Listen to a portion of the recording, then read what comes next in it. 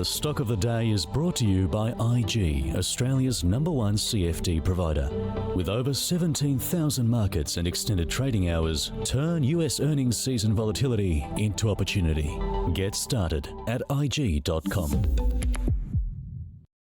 Know that either. Well, welcome back. Stock of the day is Netwealth today. So today we learned that it's increased its total funds under administration by $24.8 billion through the financial year, sitting now just shy of $112 billion. However, Netwealth had lower than expected net inflows in the quarter, driven by decelerating gross inflows and a spike in outflows. The wealth management company, though, says that it is debt-free with significant cash reserves.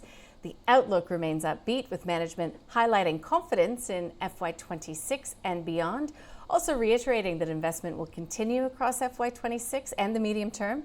Investments will be directed toward people, product, security, and technology capabilities, coming under a bit of pressure today, down by 0.8%. My guests, Grady Wulff from Bell Direct and Howard Coleman from Teaminvest. Grady, I'll start with you on Netwealth. Yeah, at the moment, I'd probably put a hold rating on it. It's been on a run. The results weren't too disappointing today. I'd say the downflow in the share price today is simply some profit taking.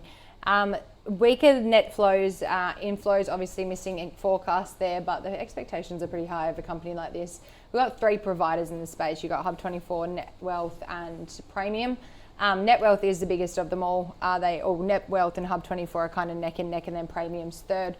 But when you're looking at it, they've got custodial funds under management of $111 billion. So that is a huge amount of money, and that exceeded consensus, the growth up to that amount. And then managed funds under administration grew 34%. So there has been a bit of a shift into Netwealth from other providers, or just from those who didn't previously use a platform.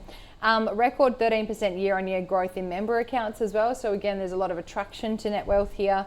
And the outlook is for potential earnings upgrade due to higher cash and managed accounts. So I'd say we like the look of it.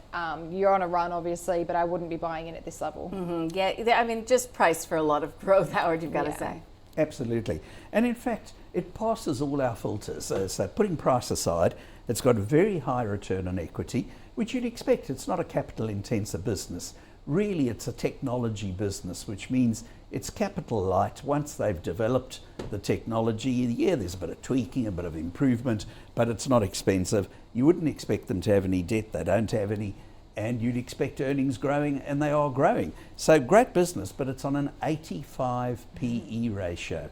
And every year since they've been listed, you could have bought it on a PE of less than 50. So when the PE drops to somewhere around 50, go out and buy some would be my suggestion. While it's on 85, just watch it and say, great business, I'll wait till it gets cheaper. Yeah, well, hopefully it does. Howard Coleman, Teaminvest, Grady Wulff, Bell Direct, thank you. That's the stock of the day. The stock of the day was brought to you by IG. Turn volatility into opportunity this US earnings season with extended trading hours on over 110 key US shares. Get started at IG.com.